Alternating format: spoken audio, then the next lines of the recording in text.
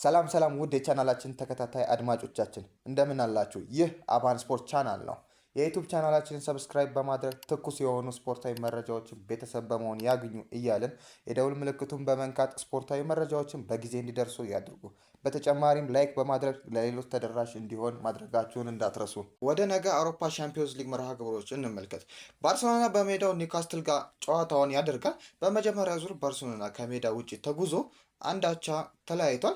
በጨዋታው መሀል ኒውካስትል ነጥብ የሚገባው ነጥብ ይዞ መውጣት ቢጠበቅበትም ባርሴሎና እጅ አልሰጥም ብሎ አቻ ተለያይቷል።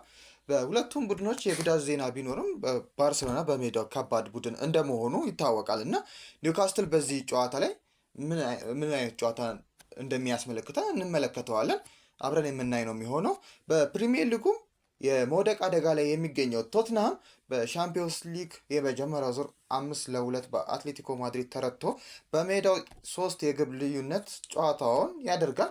ወደ 8ቱ ለመግባት ከባድ ይሆንበታል። ጨዋታው ምሽት 5 ሰዓት ላይ ይደረጋል። በሰፊ ጎል ልዩነት የሚመራው ባየር ሙኒክ በሜዳው ከአትላንታ ጋር ጨዋታውን ያደርጋል እና እንደሚታወቀው አትላንታ በሜዳው 6-1 ተሸንፎ ነው ይህንን ጨዋታ የሚያደርገው እና የ5 ግብ ልዩነት ነው ለመገልበጥ ለአትላንታ የሚቻል አይመስለኝም የሆነ ነገር እስካልተፈጠረ በስተቀር። ምክንያቱም በሻምፒዮንስ ሊግ ብዙ ድራማዊ ነገሮችን ተመልክተናል። በቱርኪሽ ሱፐር ሊግ እና በሻምፒዮንስ ሊግ የማይታመን ፐርፎርማንስ ለብዙ ክለቦች ፈተና የሆነው ጋላታሳራይ ከሜዳ ውጭ ተጉዞ ሊቨርፑል ጋር ያደርጋል።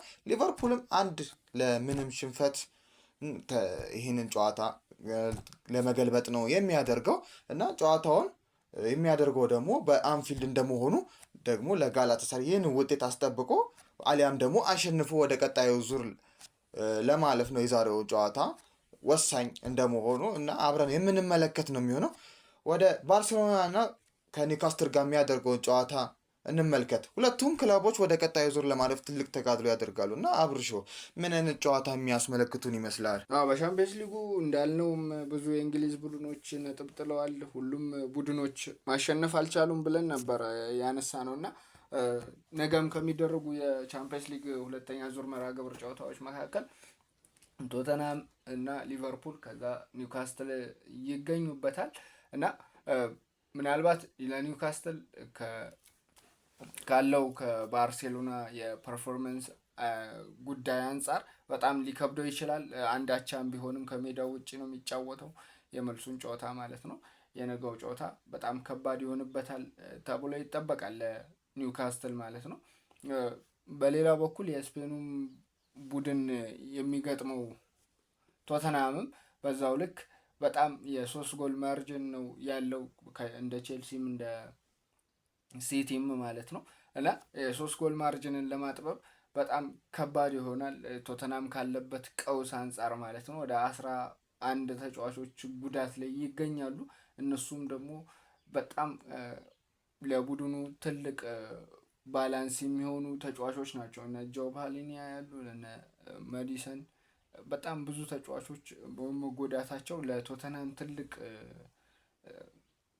ጉዳት ይሆናል ማለት ነው። በሌላው በኩል ደግሞ ያሉት ተጫዋቾችም ያላቸው ፐርፎርማንስ በጣም የቀነሰ የወረደ ከመሆኑ አንጻር ማለት ነው።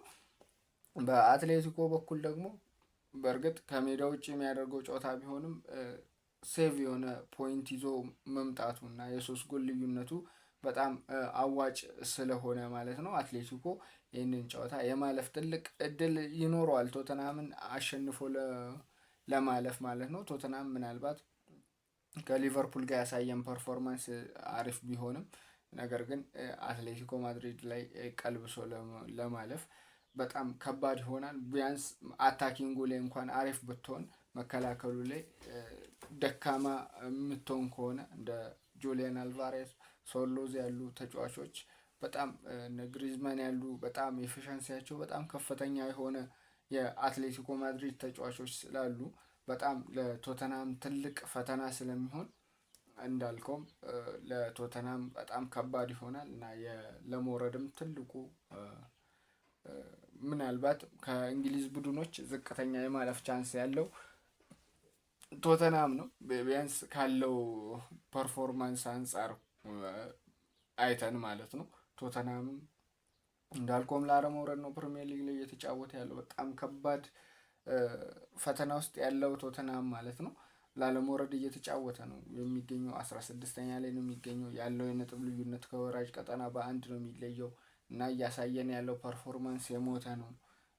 ብዙ ነገር ማንሳት እንችላለን። የአሰልጣኝ መቀያየርም ምንም አይነት ለውጥ እያመጣ አይደለም የሚገኘው እና አትሌቲኮ ማድሪድ ይህን ጨዋታ አሸንፎ ለማለፍ ትልቅ ቅድመ ግምት ይሰጠዋል። በሌላው ጨዋታ የኒውካስትልን ስንመለከት በጣም የተዋጣለት ፐርፎርማንስ ነበር ያሳየን። እንዳልከው የሚገባውን ውጤት ማግኘት፣ አንድ ጎል ማግባት፣ 1-0 ማሸነፍ፣ ባርሳን ማሸነፍ ምናልባትም ለማለፍ ሴቭ ላይሆን ይችላል፣ ግን ከኒውካስትል ካሳየን ፐርፎርማንስ አንጻር 1-0 ማሸነፉ በጣም አሪፍ ነበር። ነገር ግን ባርሳ ባለቀ ሰዓት ማሌክቲያው በሰራው ጥፋት ኦልሞ ላይ ላሚን ያማል አግብቶ 1-1 መሆኑ የሚዘነጋ አይደለም እና ይህንንም ጨዋታ ባርሳ በሜዳውና በደጋፊው ፊት ምን ያህል በካምፕኑ በጣም ከባድ ተፋላሚ እንደሆነ ተመልክተናል። በጣም የተዋጣለት ያጨዋወት ስታይል በጣም ምርጥ የፕሮግረሲንግ የሚያሳየን ነው ባርሴሎና ማለት ነው እና ኒውካስትልም ትልቅ ፈተና ነው የሚሆነው። በእርግጥ ግን የተሻለ የማለፍ ቻንስ ያለው ባርሴሎና ነው ማለት ነው። በጣም በሜዳው ነው የሚያደርገው።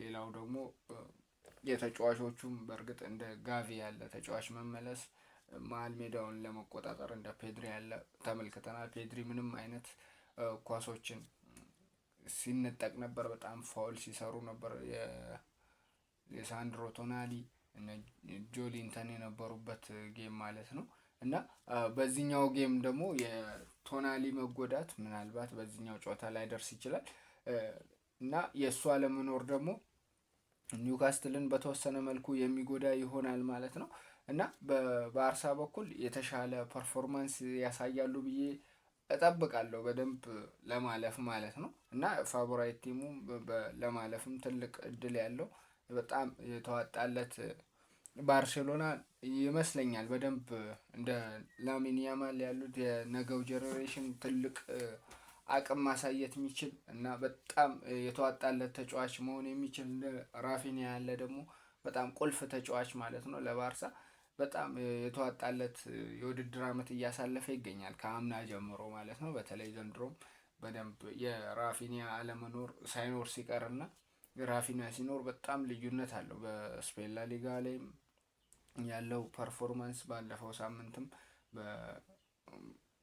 በእሁድ ቀን በተደረገው ማለት ነው 5 ግቦች ሲያስቆጠር ባርሳ 3ቱን ራፊኒያ ነበር ያስቆጠረው እና ምን ያህል ኤፊሸንት እንደሆነ በጣም የተዋጣለት፣ በቤንቹ ረገድም በጣም ምርጥ ተጫዋቾች እንዳሉ ሩኒ የላሚን ያማል ቤንች ሆኖ የሚገኙ እና በሙሉ በአጠቃላይ የላማሲያ ቡድኖች ናቸው እና ያም ደግሞ ከፋይናንሻል ፌር ፕሌየር ጋር የመጣ ምክንያት ነው። ምክንያቱም ፋይናንስ ላይ በጣም የተጎዳው ባርሴሎና ልጆችን የማሳደግ ላይ ትኩረት አድርጎ እንዲሰራ አድርጎታል እና ብዙ ተጫዋቾች እንደነ ኩባርሲ ያለ በጣም እንደ ካሳዶ ያሉ ተጫዋቾችን አውትሻይን እንዲያደርግ እነ ጄራርድ ማርቲንን በጣም ብዙ ተጫዋቾችን ሻይን እንዲያደርጉና ዋናው ቡድን እንዲጫወቱ ከማድረግ አንጻር የፋይናንሻሉ ጉዳይ ለባርሳ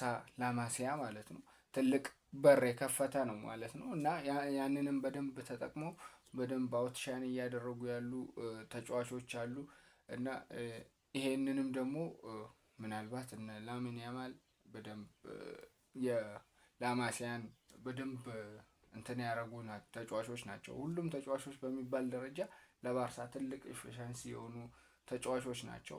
በጣም ትልቅ ውጤትን እያስመዘገቡ ይገኛሉ። ከአምናም ብንመለከት ላሊጋውን ያሸነፉበት መንገድ እና በኢንተር የወደቁበት አስቆጪ ታይም ጎል ማለት ነው በደንብ ይገልጸዋል። ባርሳ ለማለፍ 30 ሰከንድ ማክሲመም 40 ሰከንድ በቀረበት አለፈ ተብሎ በሚወራበት ሰዓት የአራው ስህተት ጎል እንዲቆጠር ማድረጉ እና ኢንተር ወደ ቀጣዩ ዙር ወደ ፋይናል ማለፉ ማለት ነው። እና ይህንን ስንመለከት በደንብ ምን ያህል የተዋጣላቸው ተጫዋቾች ከአንስ ፍሊክ ጋር ማለት ነው። አንስ ፍሊክም በባርሳ ቤት የሚያቆየውን ኮንትራት ዛሬ ተፈራርሟል። እስከ 2029 የሚያቆየውን ኮንትራት ፈርሟል።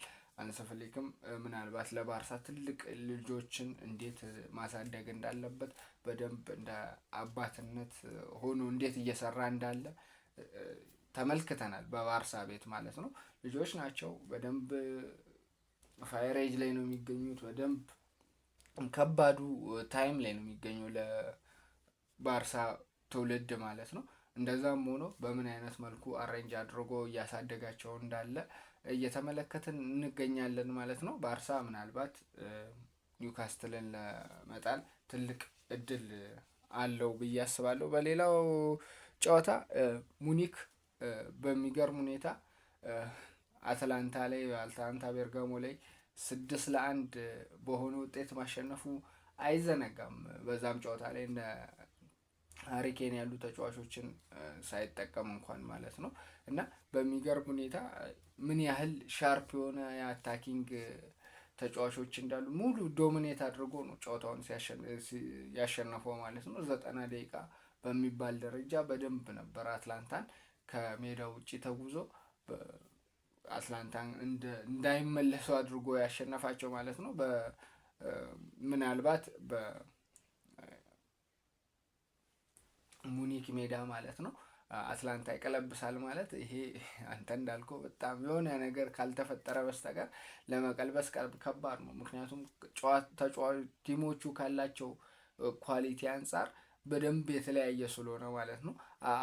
አታላንታን ስንመለከት በጣሊያን ሴሪ ወደ 6ኛ 7ኛ ላይ የሚገኝ ቡድን ነው። በደንብ ዘንድሮ ራሱ ቻምፒየንስ ሊግ ለመግባት በጣም እየከበደ ያለ ቡድን ነው። እንደነ አዲስ አዳጊው ኮሞ በደንብ የፋብሪካሱ ኮሞ በደንብ ሻይን እያደረገ በደንብ በጣሊያን ሴሪያው እየወጣ ይገኛል።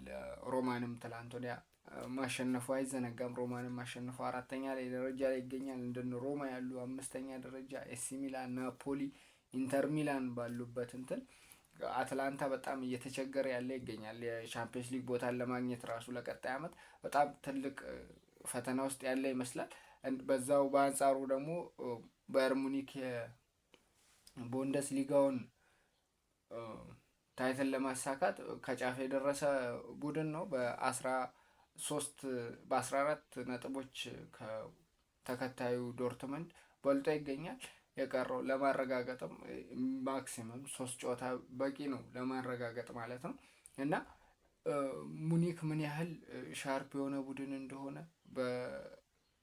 በላሊጋውም በቻምፒየንስ ሊጉም በአርሰናል ብቻ ነው የተሸነፈው እና የተዋጣለት ጉዞ እያደረገ ይገኛል። እና በዘንድሮ የውድድር ዓመት በ5ቱም ታላላቅ ሊጎች ላይ ከፍተኛ ጎል ያስቆጠረውም ባየር ሙኒክ ነው። 137 አካባቢ ማለት ነው። ይህን ያህል ጎሎችን ስኮር እያደረገ ይገኛል። በጣም ከባድ የአታኪንግ ሰርድ ያለው ቡድን ነው እና በዛው ልክ ደግሞ የሙሲያላ መነሳት ለሙኒክ ትልቅ ዜና ነው። ያም ለአትላንታ ደግሞ በጣም ከባድ ይሆናል። አሊያንዝ አሬና ላይ ሄዶ የ5 ጎል ማርጅን ያሸንፋል ማለት ምናልባት ከባድ ነው የሚሆነው። በፐርሰንት ደረጃ እንኳን ስንወስደው ብዙዎቹ 1% ነው የሰጡት። በእኔ በኩል 1% ሳይሆን 0.01 ነው የምሰጠው። ለማለፍ በጣም ከባድ ከመሆናቸው አንጻር እንዳልኩትም የቡድኖቹ ኳሊቲ በጣም ከባድ ነው የሚሆነው። ምናልባት አትላንታ አሸንፎ ቢሆን ሙኒክ ለመቀልበስ ቢያንስ የሆነ የተወሰነ ፐርሰንት ትሰጠዋለህ። በእርግጥ ያልፋል ማለት ሳይሆን የተወሰነ ፐርሰንት ልሰጠው ትችላለህ። ሙኒክ ነው ያሸነፈው። ሙኒክን ቀልብሶ የ5 ጎል ልዩነት ለማለፍ ደግሞ ይሄ ትንሽ ከበድ ይላል። ምናልባት ይሄ ውጤት የተረጋገጠ ይመስላል ሙኒክ የማለፉ ነገር ማለት ነው። እና የሙኒክም ደግሞ ምናልባት የሚያልፍ ከሆነ ዛሬ ከሚደረጉት ሙኒክ ማለፉ ስለማይቀር ምናልባት ዛሬ ከሚደረጉ የማድሪድ እና የሲቲ ጨዋታ አሸናፊ ማለት ነው ከሙኒክ ጋር ይጫወታል ማለት ነው። እና በዚህኛውም ረገድ ቅድም እንዳነሳ ነው ሙኒክ ማድሪድ የማለፍ ቻንሱ ከፍተኛ ከመሆኑ አንጻር የሙኒክ እና የማድሪድን ጨዋታ አጓጊ እንዲሆን ያደርገዋል ብዬ አስባለሁ። ሙኒክ ይህንን ጨዋታ አሸንፎ ሁላ ያልፋል ብዬ አስባለሁ፣ በሜዳውም ስለሆነ ማለት ነው። እስከ ፕሮግራማችን ፍጻሜ ድረስ አብረናችሁ የቆየ ነው እኔ አኒስ አህመድ እና አብርሃም ዳንኤል ነበር። አብራችሁን ስለነበራችሁ ከልብ ከልብ እናመሰግናለን። ሰብስክራይብ ያላደረጋችሁ ሰብስክራይብ አድርጉ። ሰብስክራይብ ያደረጋችሁ ደግሞ ተጨማሪ መረጃ እንዲደርሳችሁ የደውሉን ምልክቱን ተጫኑ። የዛሬው ፕሮግራማችን ይህን ይመስላል። መልካም ቀን ይሁንላችሁ።